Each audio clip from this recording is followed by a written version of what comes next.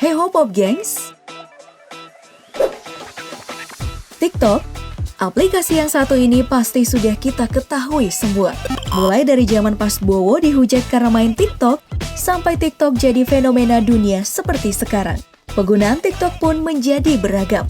Ada yang menggunakan TikTok untuk melakukan himbauan positif, ada yang pakai TikTok untuk melakukan protes, dan ada yang download TikTok buat lihat ciwi cantik joget-joget. Hari ini, ayo kita bahas TikTok lebih dalam lewat DP Explore kali ini. TikTok, aplikasi populer yang diblokir banyak negara.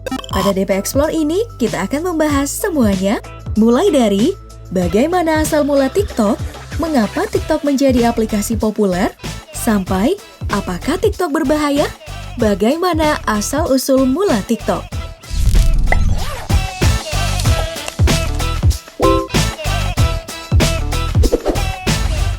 TikTok dimulai dari pria asal Cina bernama Zhang Yiming yang menjadi pendiri ByteDance pada tahun 2012.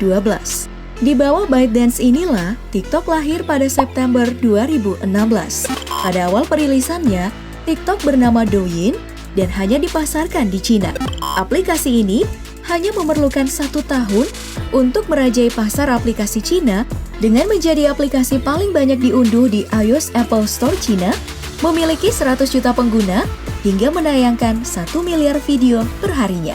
Keberhasilan Douyin membuat ByteDance siap untuk memasarkan aplikasi ini secara global. Akhirnya, pada tahun 2017, Douyin berganti nama menjadi TikTok. Awal globalisasi TikTok mendapatkan berbagai tanggapan positif dan negatif. Contohnya, di Jepang dan Thailand, aplikasi ini mendapat respon positif dengan menjadi aplikasi banyak diunduh di App Store dan Play Store. Selain itu, ada juga yang merespon negatif termasuk Indonesia yang menyebabkan TikTok diblokir pada tahun 2018 karena dinilai tidak mendidik. Ya, meskipun hal itu cuma berlangsung sebentar. Nah, hari ini, dunia tidak bisa menampik kalau TikTok sudah menjadi salah satu sosial media terbesar dengan diunduh lebih dari 2 miliar di seluruh dunia.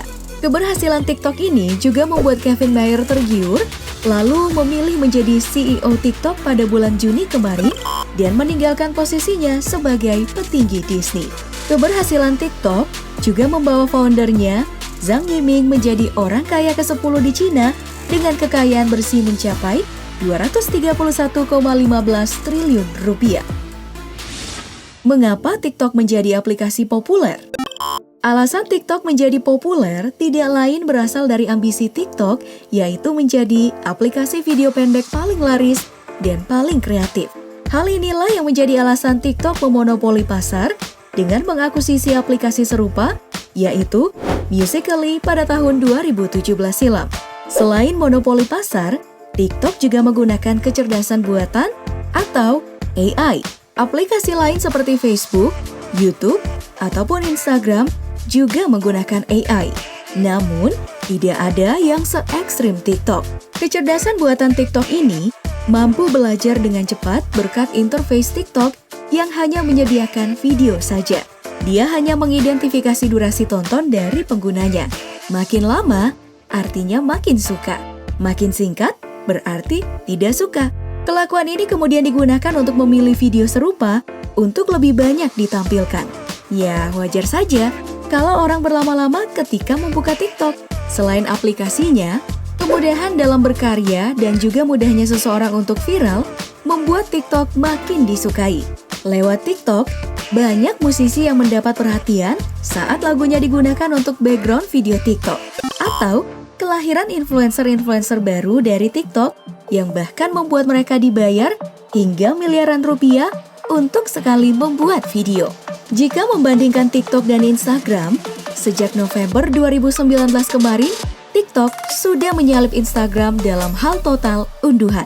Ya, meskipun begitu, jumlah pengguna aktif Instagram masih menang jauh, 1 miliar pengguna aktif.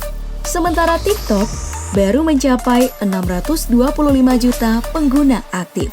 Namun, seiring zaman, menurut pengamat media Universitas Airlangga, Irfan Wahyudi, semua akan TikTok pada waktunya. TikTok juga diramalkan akan sebesar Facebook maupun Instagram di kemudian hari. Benar atau tidak? Waktu akan menjawabnya. Apakah TikTok berbahaya?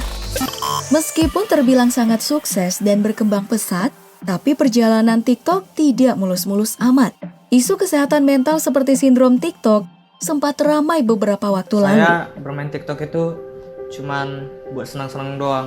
Tak hanya itu, TikTok dilaporkan kena blokir oleh pemerintah India dan Amerika karena dugaan mengintip clipboard penggunanya. Bahkan, seruan untuk menguninstall TikTok berseliweran di media sosial, termasuk di Indonesia. Hal ini makin diperparah karena banyak orang mengaku, dibanding aplikasi lain, TikTok memang punya akses paling ekstrim terhadap gawai penggunanya. Mulai dari akses hardware handphone, aplikasi lain yang terinstal, aksesibilitas internet, dan bahkan mengubah GPS. Hal ini tentu saja membuat TikTok sangat berbahaya bagi privasi para penggunanya. Mendengar seruan ini, pihak TikTok pun angkat bicara. Mereka membantah kalau membagikan data penggunanya ke pemerintah Cina. Soal ini kamu boleh percaya atau tidak? Soalnya, TikTok memang punya track record buruk soal privasi penggunanya. TikTok pernah kena denda di Amerika Serikat akibat melanggar privasi anak di bawah umur yang ditentukan oleh COPPA. Nah, itulah tadi DP Explore kali ini tentang TikTok. Menurut kamu, apakah TikTok berbahaya? Atau TikTok bisa dipercaya menjaga privasi kita sebagai pengguna? Ceritakan jawaban kamu di kolom komentar. Jangan lupa like, share, dan subscribe. Sampai jumpa di video selanjutnya.